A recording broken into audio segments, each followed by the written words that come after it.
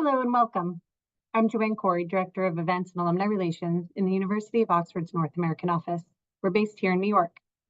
On behalf of my colleagues throughout the University of Oxford community, I'm delighted to welcome you today to a webinar featuring our June North American alumni author, Greggor Mattson. Greggor is a Hertford Old member and author of the book, Who Needs Gay Bars?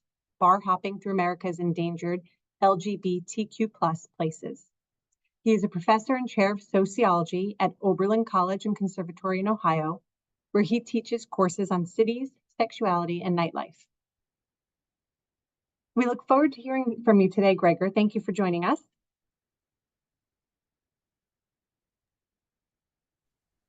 Thank you. Great. Over to you. All right. Hi, everyone. I thought I would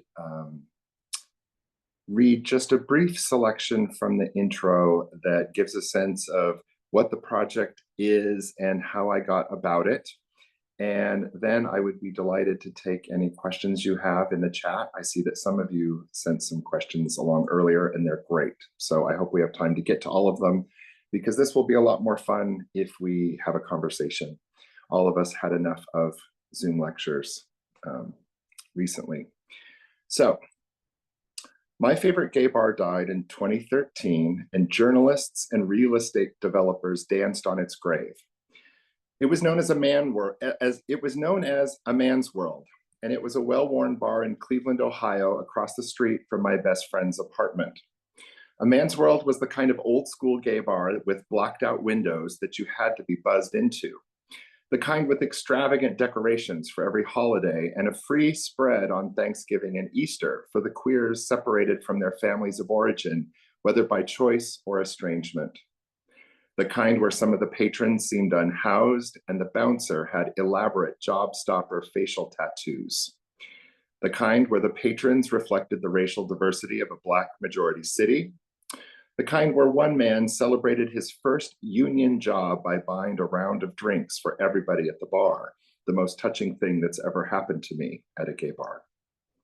The kind where occasional violence trailed men to their upstairs apartments or to their cars. The kind with sidewalk planners that sported pansies and little American flags for the summer holidays. The kind that was the last place I saw a good friend 2 hours before he died leaving the bar.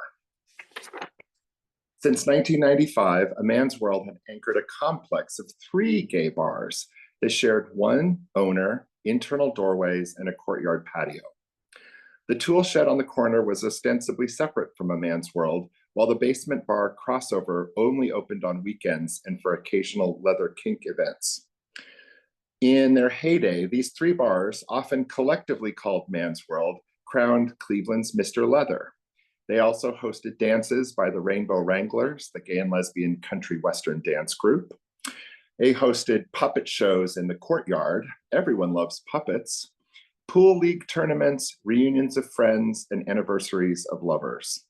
Hundreds of fundraisers in the bars provided a lifeline for HIV/AIDS charities, gay sports leagues, political campaigns, and direct action funds to help people pay for their rent, their medications, their utilities, or their funeral expenses. The building that housed A Man's World was the first home of what became the Cleveland LGBT Center, and it hosted the first Cleveland Leather Awareness Weekend, now a multi-state charity with $1 million of fundraising to its name. The bar complex also anchored what was, for much of the 2000s, the only gay hub in Cleveland, the closest thing to a gay neighborhood the city had ever seen. A couple blocks down the Detroit Shoreway was Club Cleveland, one of the few purpose-built gay bathhouses in the United States. A couple blocks up the street was Bounce, at the time the only gay dance club in the county open to people who were 18 to 20, and the primary stage for Cleveland's vibrant drag scene. The tool shed's immediate neighbor was Burton's Soul Food and the Ohio City Cafe, where you could grab an inexpensive bite to eat while you sobered up. On weekend mornings after last call, men streamed down Detroit Shoreway, pausing for one last smoke, taking one last glance, chancing to slip their phone numbers into someone's hand, making tomorrow's plans with friends, wandering down Detroit Shoreway, or slinking off between cars to make out. New owners bought the Man's World building in early 2013, evicted the gay men who lived in the rundown apartments upstairs, and began massive renovations. During the bar's last call, flyers thanked the longtime owner, Rick Huserick, for providing, quote, an oasis for the gay community in Cleveland, where customers, employees, and tenants alike could gather together to build friendships, celebrate diversity, and support the community. These goals were echoed by the new owners, who described theirs as inclusive, responsible development. But those continuities were nowhere to be found in the many journalistic accounts that invariably described the intersection outside a man's world as decrepit, toxic nowhere. The newcomers looked back on a curious frontier that was at once empty and populated. On the one hand, they called it a vacant no man's land where no one would want to walk at night. And on the other hand, they said the sidewalks were full of drug dealers and prostitutes. The queer past of the building that housed a man's world had grim resonance in the words the newcomers used. Journalists thought they were denigrating the old scene when they called it a complex of debauchery or a smorgasbord of vice. New upscale businesses like Harness Cycling Studio and Ohio City Dog Haven took the spaces where men in leather harnesses and dog collars once cruised each other.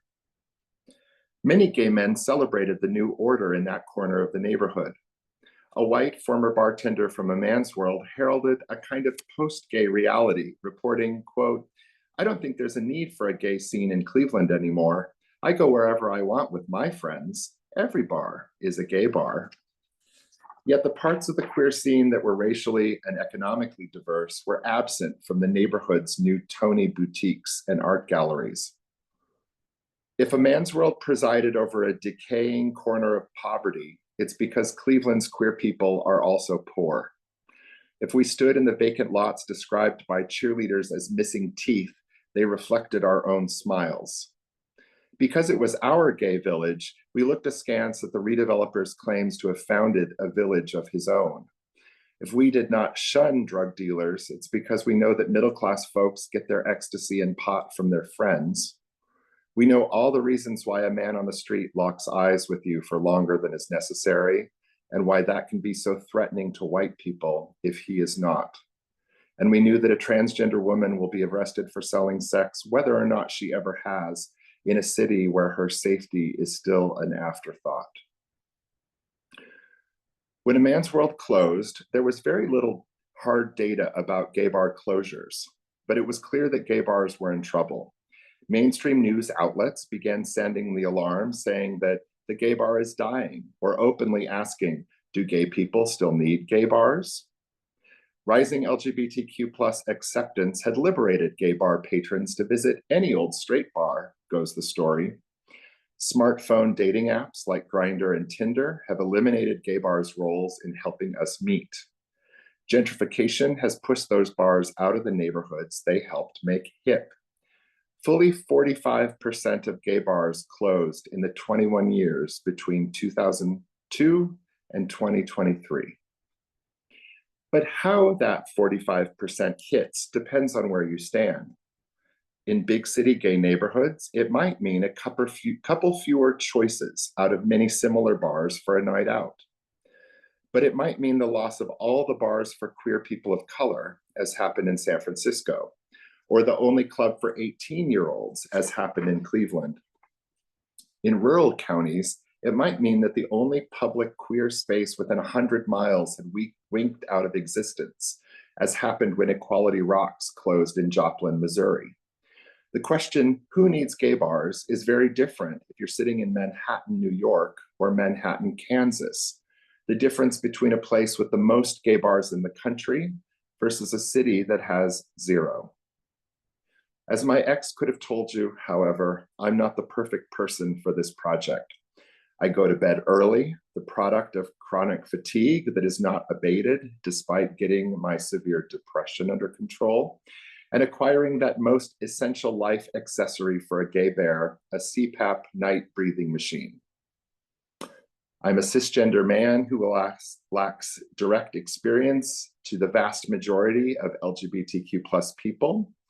There's not even any gay bars in the county where I live, west of Cleveland. My hearing loss means I struggle to hear what people are saying when Britney is blasting. And I have always struggled to separate my life and my work, an unfairness to my ex who could never tell whether we were out on the town or whether he was an unwitting sidekick to my never-ending 7-year research project. But in other ways, I was perfect for this project. I'm well practiced in conducting interviews, as I did for my first book. I'm a published expert on gay bars. I was actually trained in bar observation by a federally funded research project in grad school that first introduced me to the long tradition of sociologists chasing deviants in bars.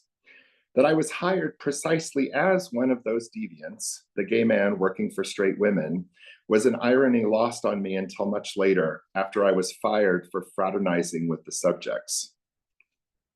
In my travels to 39 states and over 300 gay bars, I learned that there's great diversity in the way gay bar professionals identify their establishments.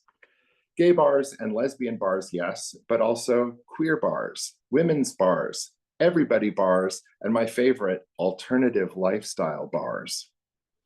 Gay bars have often been a literal man's world, if those men were cisgender.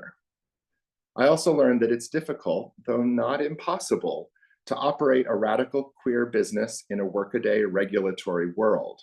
But what constitutes being radical varies wildly in the suburbs or in rural areas, or even in different regions of the country. Some of the queerest things happen in some very overlooked places in the United States. That's because the vast majority of gay bars are not in the 4 big coastal cities that attract most of the national attention: Chicago, New York, San Francisco, and Los Angeles. Small cities like Morgantown, West Virginia, Pocatello, Idaho, or Waterloo, Iowa may feature far fewer consumer choices than big cities, but you can still get microbrews and craft kombucha, visit the farmer's market, and go to farm-to-table restaurants, listen to NPR, take the bus, and hit up your local gay bar. You don't need a coast to be cosmopolitan. Gay bars aren't closing everywhere. They aren't closing for the same reasons, and they are changing in surprising ways to serve old audiences while cultivating new ones. There's no one answer to the question, who needs gay bars? Because there's no one who, no one set of needs, and no one single kind of gay bar. Many of the bars that I feature in the book have since closed, but many new ones have opened. The book is not a eulogy. Gay bars are not dying, they're evolving. But it's not a love letter either, except as tough love, a gimlet-eyed scrutiny of gay bars' flaws and joys. Since queer things cannot have straight histories, the structure of the book invites you to hop from one bar to bar, chapter, order be damned. Together, the 39 chapters reflect an American mosaic as glittering and elusive as a rotating disco ball. On my travels, I encountered many Americas, such as the time that I stood in the lobby of a cheap motel in Tennessee, eager to get on the road to Asheville, North Carolina, so I could watch that week's episode of RuPaul's Drag Race. A sporty white man interrupted my distraction to ask me, "Are you here for the drag race?" And I was so confused. How did this straight man know what I was thinking? Oh, right. I was near the Bristol Motor Speedway, that drag race. I smiled and said that I was. So thank you. And I'll be happy now to take any questions.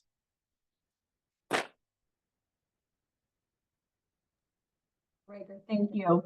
And that was an excerpt from a chapter of the book, correct? Correct. Yes. So what I thought would be good is to go through some of the pre-submitted questions that tie into a little bit of what you just read about. One of our alumni had asked, what do you imagine will be the next generation of physical spaces that LGBTQ plus will convene and interact? And tying to that with did you find bars, oh, I'm sorry, can you Can you explain differences in resilience of gay bars that primarily cater to gay men and those for lesbians?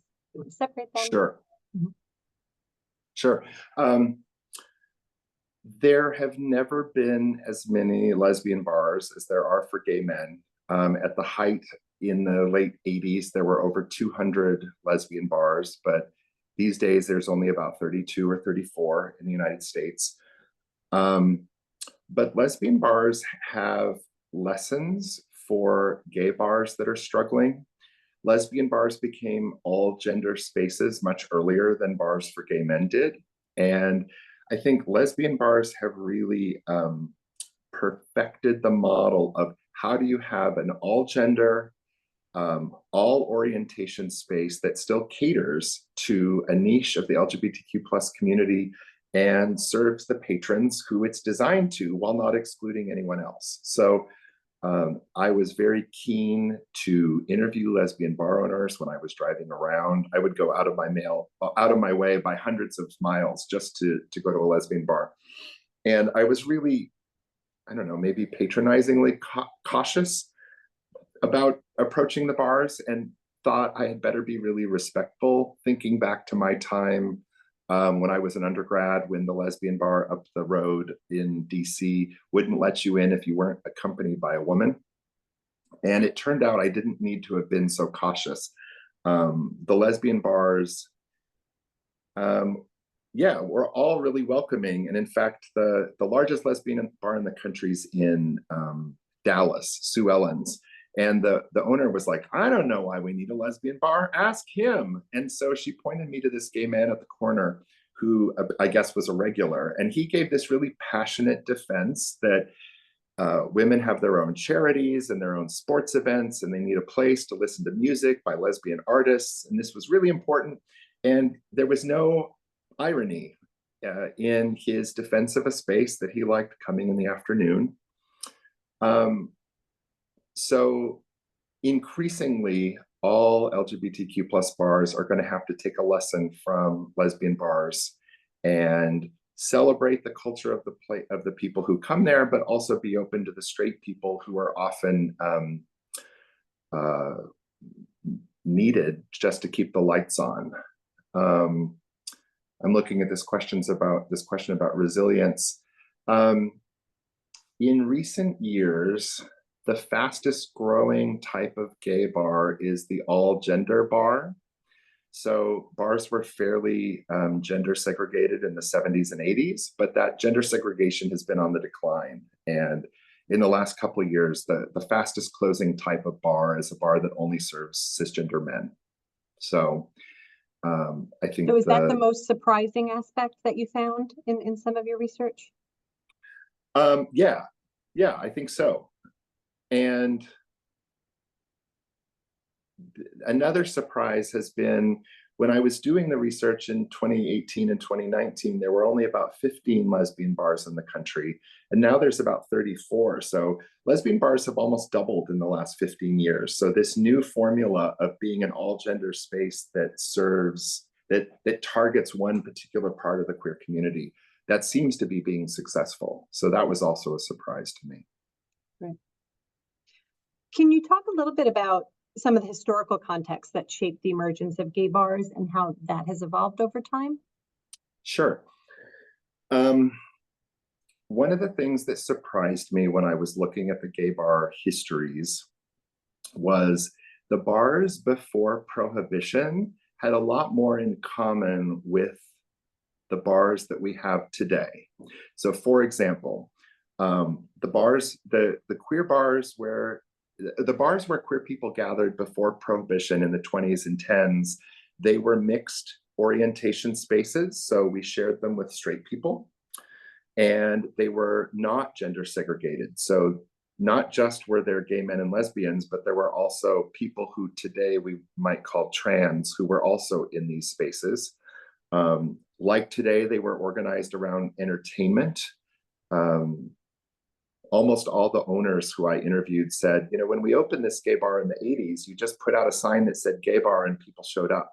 But these days, when you're in competition with Netflix and video games, you have to offer people something more. So dancing, live shows, cabaret, burlesque, drag, these kinds of shows were also quite common in the 10s and 20s. So I came to think of the classic gay bar, the gender segregated bar only for LGBTQ plus people.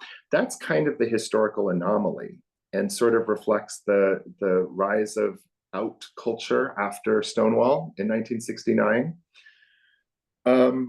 But I was surprised as I started looking into some of these historical accounts, how many queer places there had been where queer people and straight people and lesbians and gay men and trans folks had always been socializing together. So maybe we're returning to a good part of our history. Perhaps. So you talked a little bit about how there needed to be more than just a sign on the door. So then you had all the cabarets and more happening than just convening. Can you elaborate on how technology and social media have influenced gay bars? Sure. The rise of smartphone dating apps has really hammered the cruisy men's bars and men's kink spaces. It used to be that if you wanted to be in a cruisy space, you had to physically go somewhere. Now with our phones, we can be cruising anywhere we are, and that, why eat out when you can order in has really meant that those spaces that if all the bar had to offer was a cruisy space, that function now is often fulfilled more by technology. But it's also the case that these smartphone dating apps and social media are a way that bars have been able to advertise themselves.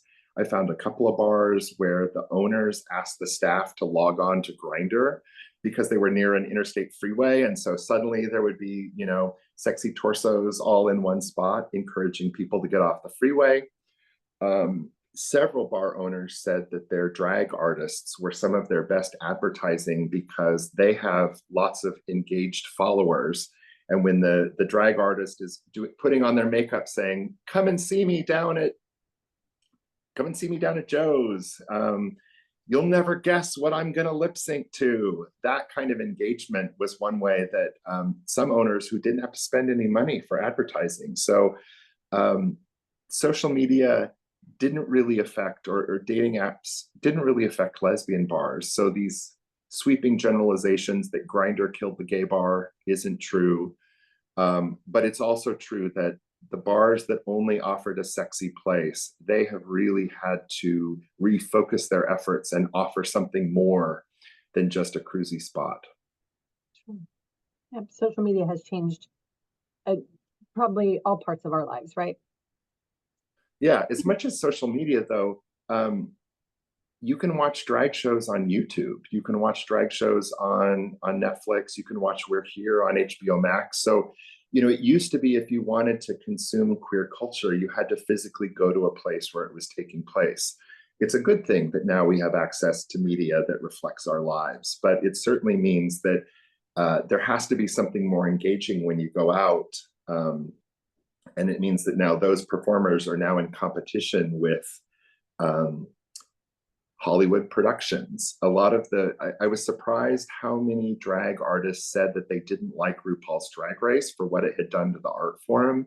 They said, it used to be I would be judged on my ability to be engaging to the audience and to be witty and quick on my feet. And now people criticize me because I've only spent $40 at Joann's Fabrics, but then they don't tip me because the show doesn't teach people how to tip. So they're like, you're not valuing the skills that I have, and you're not even giving me money to buy the nicer outfits you want to see. But throughout your research, did you come across inspiring stories about the positive impact of gay bars? There was a little town in McAlester, Oklahoma. The gay bar started, and suddenly they had a pride festival in their town for a few years, they also had a gay and lesbian film festival in a town of 14,000 people. And the bar owner said that a lot of people started moving back to their town from bigger cities in Oklahoma because now there was a place where they could be themselves in the town. And there were other stories I found where people said, you know, the presence of a gay bar is kind of stopping a brain drain from our area because there's a place for people to go. I found a lot of the owners really inspirational. I had kind of come in expecting to find owners who were making money off the community and not really giving back. That kind of owner exists, but typically only in a big city. I found so many owners who have day jobs, and I started calling gay bars, I call them not quite for profits. I mean, they're certainly not nonprofits. They're not queer community centers. But so many of these owners, like, man, you could almost make more money buying lottery tickets, given the time and energy that they pour into these places where they're only getting their health insurance from their day job, or they're rushing from being a school teacher to then go open up the bar on Friday and then working, 40 hours over the weekend. So I was really moved by how many people are willing to run a business, and we have to put business in air quotes, that really is about providing a community space, even if that community space is also a small business. And that's true more so for the smaller towns. So as you mentioned, the bigger cities, Chicago, New York, San Fran, LA, you found their owners who are a little bit more for profit than these smaller town bars that are more like a community. It was even in big cities. Like there are big city drag bars that are the pillars of the community where the owner is not making that much money. There are a lot of lesbian bars where the owners all have day jobs, or bars that serve queer people of color. These are communities that don't make as much money as white folks. And so those owners are also, they could make a lot more money if they invested it in the stock market. And instead they've invested in making a space for people to gather together. So yeah, I was, as someone who's tired all the time, it's so hard for me to imagine working 40 hours and then going and doing it again on behalf of other people. And that's a kind of activism that I hadn't really thought about before. Yeah, but inspirational, as you mentioned earlier. Yeah. There's a quote in here from Joanna about the gender segregation in the mid-century, reflecting George Chauncey's history of the post-war crackdown on deviance. That there's less mixing out of the discrimination and the subsequent secrecy.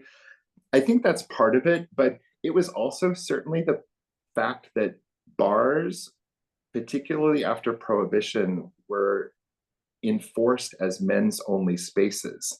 And you have these really interesting activisms in the 70s of feminists and lesbians picketing straight bars that weren't allowing women into the bar. And some of them were not allowing women into the bar out of fear that they would be sex workers. So it was sort of enforced that the bars be gender segregated for a long time.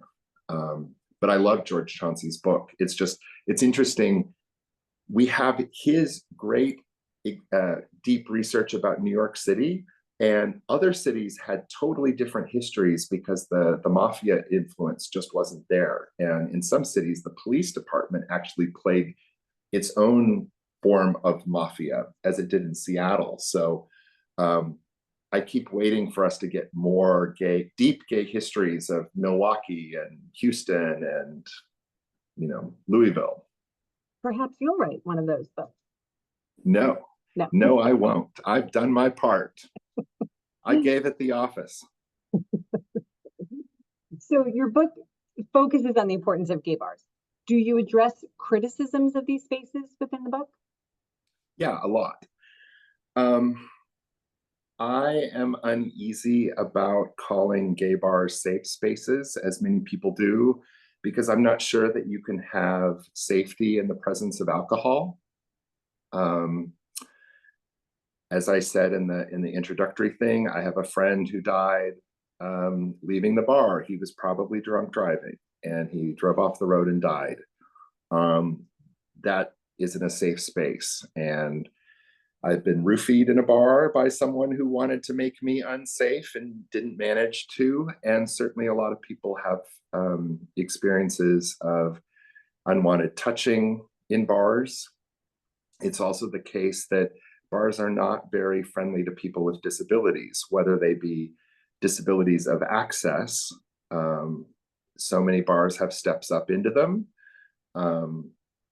But also it's just the sensory overload that bars provide often make them unfriendly to people with sensory issues. So I get uneasy when people say bars have always been there for all of us. Well, many bars have been there for most of us, but lots of us have never really felt good in bars. And like I said, these days I don't go out that often. So bars were important to me when I was younger. I hope to be the kind of retiree who is healthy enough to go drinking at gay bars.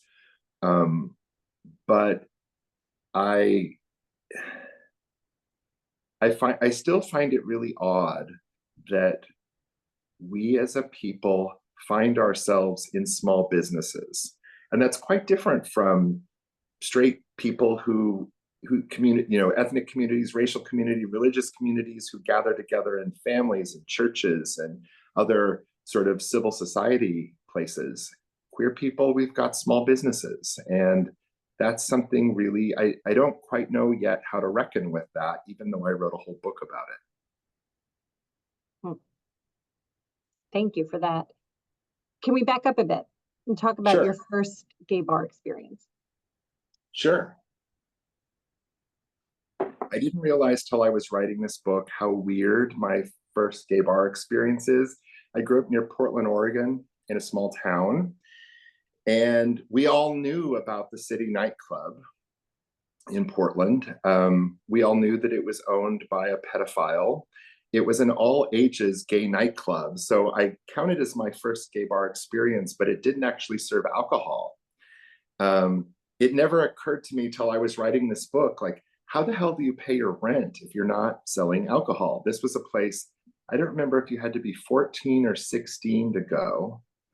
And I went there first with my only ever girlfriend, but then later with other friends when I was home from college. And it was just a little gay nightclub. And the first time I walked in, I had two simultaneously strong emotional reactions. My first reaction when I saw that it was just suburban kids, nobody was in costumes, nobody had makeup on. I was like, what a relief. But my simultaneous reaction was like, how disappointing. Like, we couldn't be more fabulous than this. It was just like mall clothes and mall kids. That's who we were. Only when I was doing research for this book did I learn that it was owned by a guy called Lenny Swerdlow, who took as his activism providing a safe place for queer kids to socialize with each other. So he was doing it out of the goodness of his heart. He certainly didn't make any money. I think the cover was $5. They just sold soda. But it turned out this rumor that it was owned by a pedophile was started by the mayor's office as a way to get the club shut down. And she succeeded in getting the FBI to raid the place. And that did get the bar shut down, at least temporarily. But the kids had a protest that ended up on the nightly news and on MTV. So it was just evidence that I was lucky that I lived in a place that had this kind of little gay space. And then, maybe I carried with me that feeling for the rest of my life that these places are both a relief and a disappointment simultaneously. And in the book, I say that the fundamental attitude of gay people or queer people towards our spaces is this ambivalence. On the one hand, we want our own places. And on the other, we want to live in a world where we don't need them. And I think that ambivalence drives a lot of our mixed feelings towards bars. Yeah, fair point, I think. Kim mentioned when we were talking about safe spaces for queer people, did you come across safe spaces that weren't bars during your research? Now, this first gay bar, it wasn't a bar, right? They served soda. Were there others that you came across like that? There used to be these kind of youth nightclubs in other cities. But one of the great innovations of the gay rights movement post Stonewall in the 1970s was the proliferation of all sorts of LGBTQ plus places and businesses. So gay bookstores, gay beaches, gay bathhouses. Maybe it's just me being skeptical of safety, but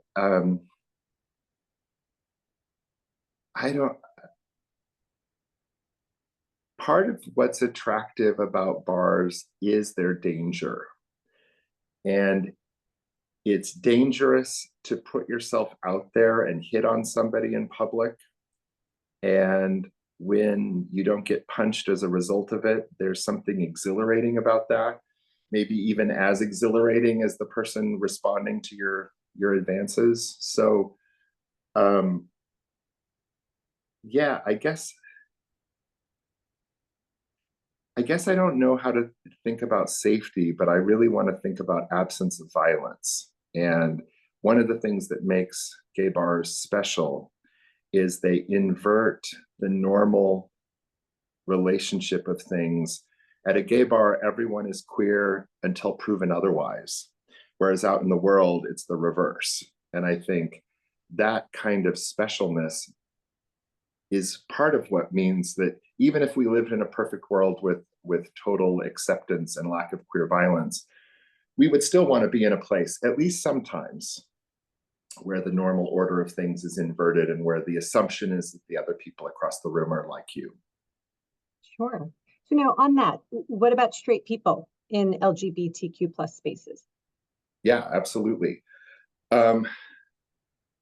One of the spicy hot takes that I have from the book is I found so many gay bars that were run by straight people, and they did it so well, as good as anyone I could imagine. And so I make the claim that straight people have always been pillars of the gay community.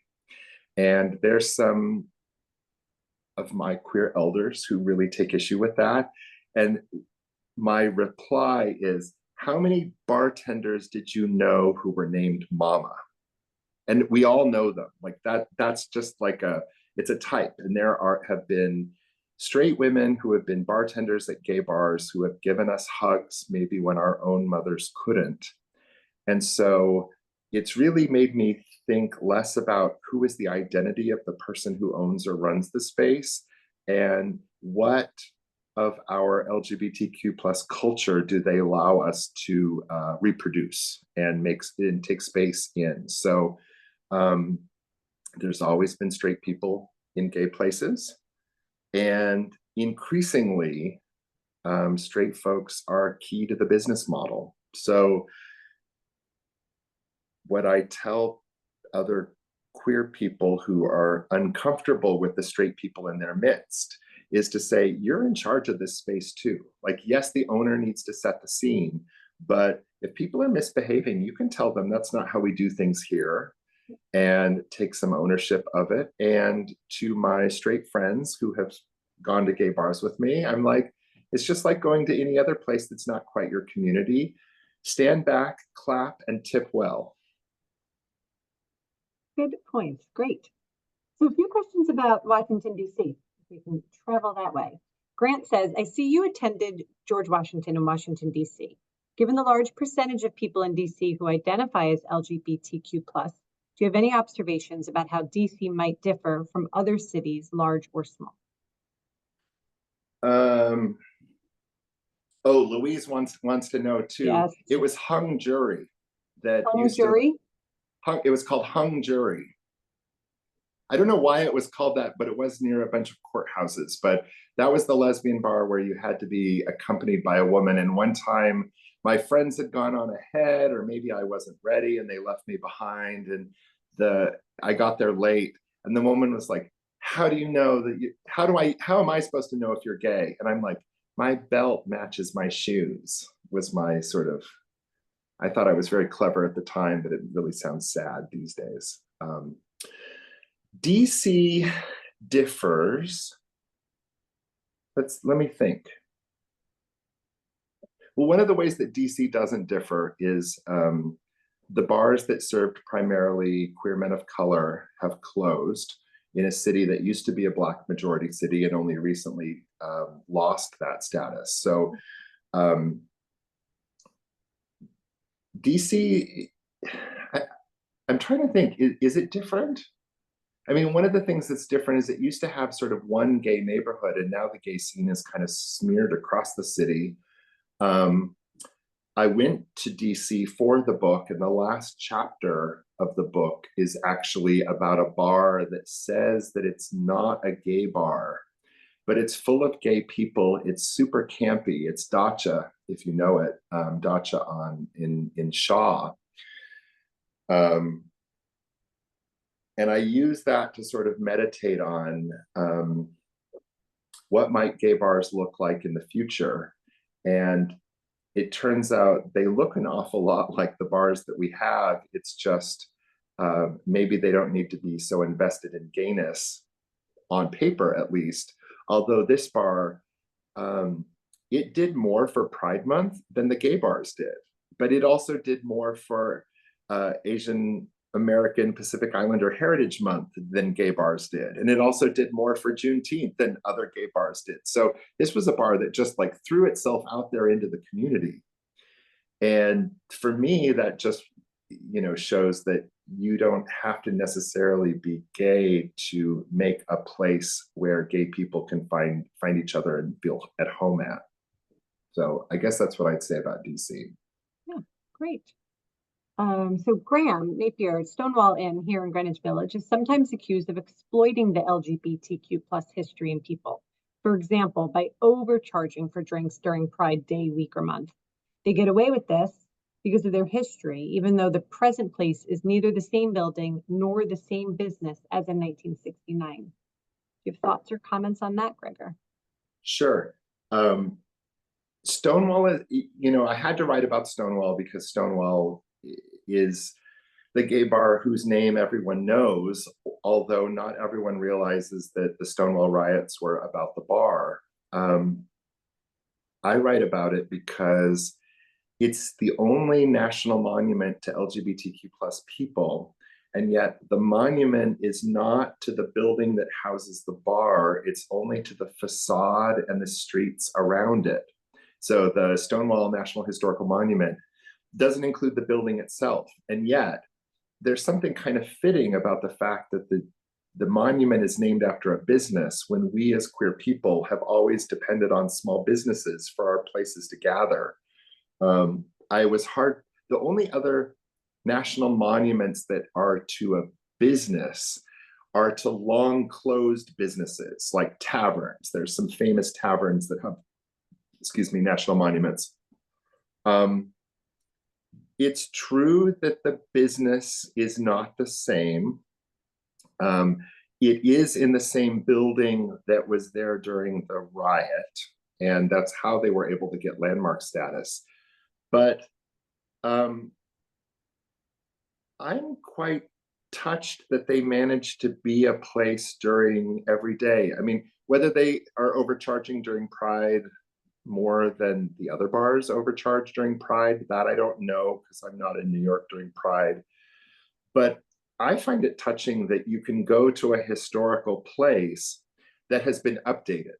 So, there's no other national monument that has bingo or drag shows, or at least when I was there, they kept advertising sexy, sexy dancers. And I was like, you can't go to the Statue of Liberty and see sexy, sexy dancers. And you can't go to, I don't know, San Juan Capistrano and see sexy, sexy dancers. So I don't know. Like, I I take it as a meditation. I always like going to Stonewall when I'm in New York. I'm shocked by how many people who go to Stonewall who don't realize that it's open. There's way more tourists who just take pictures outside and don't actually go in. And I think that's kind of a shame.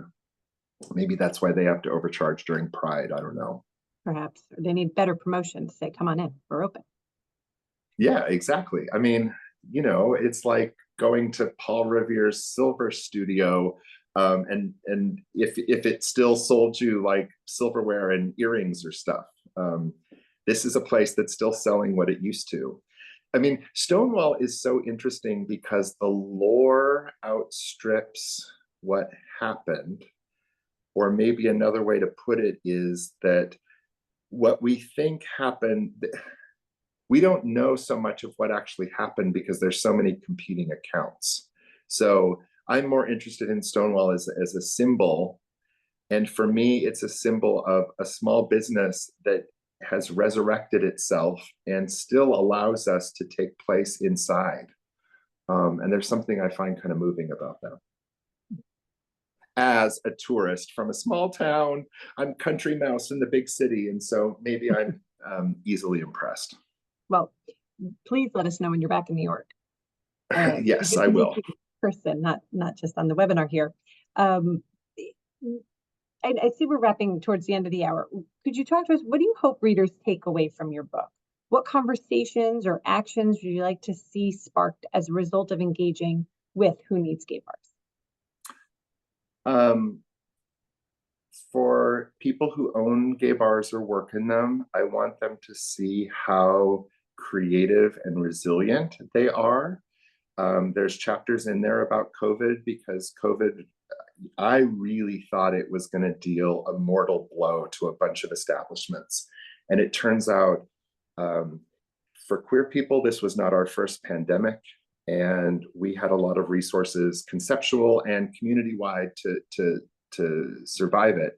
So for owners, I wanted this to be a clearinghouse of clever ideas and business strategies so that they could borrow from each other and see that there are other places elsewhere in the country that are facing some of the same issues and that maybe they could draw on some of this collective wisdom. For patrons, and particularly for people who feel like bars have never served them, I wanted them to see that patrons elsewhere in the country had gone to their local bars and said, you're not really, I don't like going to your place. I feel like I should like going here more than I do. And other people have had sort of creative responses. I was talking to a journalist who was telling me, in my city, there's bars for older Black gay people and bars for younger Black gay people, but I'm a professional in my 30s and there's no place for me. And I was like, if you went on Craigslist and said, it's the Black gay 30-something meetup on Thursday, I was like, how many people do you think would show up? And he's like, 200. And I was like, well, get on Craigslist, like make a bar serve your interests, not because you want to help the business, but because you want to make community. And the message I want people to see out of this, and I think maybe we all need to be reminded of it post-coronavirus lockdowns, is community is a verb. It's something that takes place and we can make it happen. So I wanted people to sort of have some tools to go make happen what they need so that we can bend the world to our will. Great. I do have another question, if we have a few more minutes, from Joanna. What does the future of your research look like? What other areas of queer sociability are you thinking about? And maybe what other areas of queer capitalism? This is the first time in my life that I haven't had a run. It's the first time since 1998 when I don't have an active writing project. And I'm giving some of these talks. I'm in Europe this summer doing some work and escaping life. And people keep saying, do a global book. And as much as that's a book I want to read, in this case, I wrote the book I wanted to read. If I was gonna write a global book, I would need to go to gay Moscow and gay Uganda and like in gay Jamaica. And I don't know that I'm brave enough, bold enough, or foolhardy enough to go to these places where gay bars are criminalized, where it's, you can lose your, lose your life, lose your, for going. So I'm hoping that someone else can help do that. But right now I'm quite content to be licking my wounds from this last one. I don't know where my research is going to take me. I'm sort of on a little bit of a break here while I do tons of administration. So if anyone wants to join me for a drink afterwards because they feel bad because I'm the chair of the department still, I'm happy to accept a drink in behalf of that. So. Well, thank you, Greggor. We really, have enjoyed talking to you. I've enjoyed talking with you this afternoon, this evening for you, as you say, as you're in Europe. And look forward to see what comes next for you. So please do keep in touch. We were meant to be joined by another Oxford alumnus who unfortunately had a family emergency and couldn't join us. But Krister Holloman is the founder of the newly created University of Oxford Pride Alumni Network. This is a new initiative designed to connect, empower, and celebrate an LGBTQ plus graduates from the university living and working around the world. And we'd like to share the details of upcoming events. There is an online event and 3 in-person events this month alone in New York, Brussels, and London. So we will be sharing those details in a follow-up email to all of you who attended today. We have some details here. Yes, if you'd like to purchase Greggor's book, there is a QR code here that you can scan. You can also donate to the study of LGBTQ plus history online at our online donation form. And you can visit our website at oxfordna.org to view other upcoming events in North America. As I mentioned, we are based in New York and we do host alumni here, but very grateful to Greggor for joining us from Finland so that we could have our webinar here today. So thank you, Greggor, for your time, and we hope to see you and hear more from you soon. Thank you, everyone. Thanks for all your questions. Thanks. Take care.